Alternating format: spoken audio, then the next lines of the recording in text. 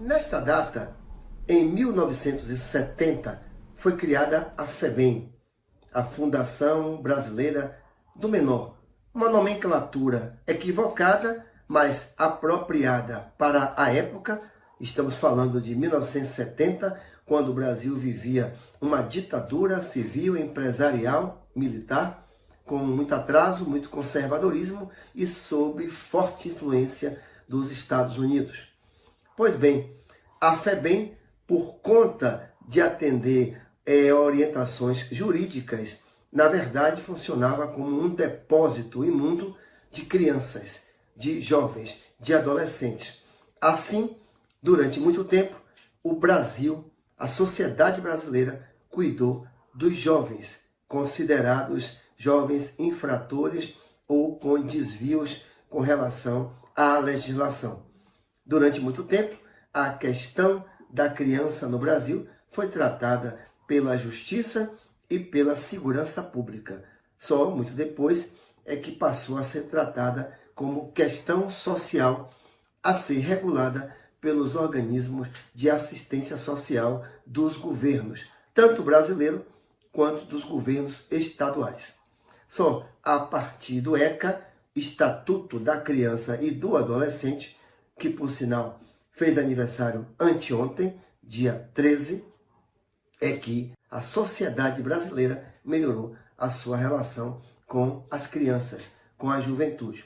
Ainda assim, alguns setores da nossa sociedade consideram que o Estatuto da Criança e do Adolescente é uma autorização para o crime. Na verdade, não é. O que nos assusta de vez em quando é episódios envolvendo crianças ou jovens e que têm algo de hediondo, ou quando se é cometido um crime que chama a atenção da sociedade através das divulgações da imprensa. Mas se formos verificar na estatística os homicídios cometidos por jovem, por pessoas de menor de 18 anos de idade, vamos verificar que esse número é ínfimo, pequenino, muito pequeno. Os homicídios no Brasil são realizações dos adultos. Os adultos é quem mais mata. Os homicídios no Brasil são cometidos pelas pessoas na faixa da idade adulta.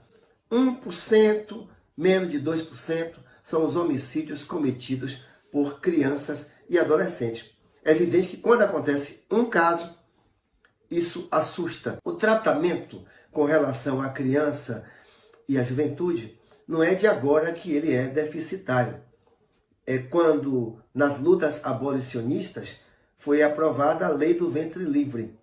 A Lei do Ventre Livre era um esforço dos abolicionistas em 1870, que aprovaram essa lei do Visconde de Rio Branco, essa Lei do Ventre Livre, que ela dizia o seguinte: as crianças nascidas de mães escravizadas, elas seriam cuidadas pelos senhores, pelos fazendeiros, os donos dos escravizados, os donos das terras, até os 8 anos de idade. Podendo esse fazendeiro cuidar, entre aspas, dessa criança até os 21. É evidente, os fazendeiros, na sua grande maioria, optaram por cuidar até os 21. E sabe por quê? Porque até os 21 anos de idade, eles usavam de forma disfarçada a mão de obra desse jovem que, a rigor, estaria livre do trabalho escravo. A diferença é que, a partir da Lei do Ventre Livre, a Constituição, a abolição, os trabalhos abolicionistas, na verdade, antes da abolição, obrigavam que os fazendeiros tivessem um censo, um registro, uma matrícula. Então, cada criança nascida de mãe escravizada a partir de 1871, estando sob o cuidado do fazendeiro, teria que ser registrada. E com isso, houve uma devassa das fazendas buscando crianças que estavam de forma clandestina sendo utilizadas para o trabalho, que não escravo, mas parecido, muito próximo do trabalho das pessoas escravizadas.